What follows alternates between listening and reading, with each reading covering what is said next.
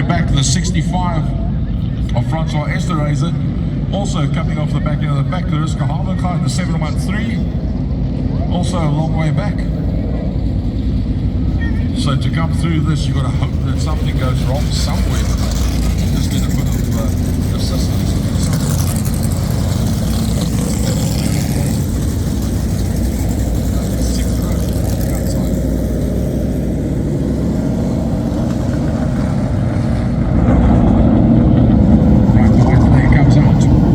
Lucius Veree, Benny Crowther, Johannes Havenga, they're right in there.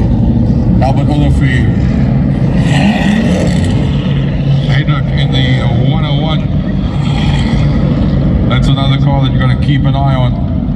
Hendrik van der Merwe in the 101, second row on the outside. The 46 is yet another one of the quickies out there. Saul van Sail, fourth row on the inside. The 89 of Morris Cochran.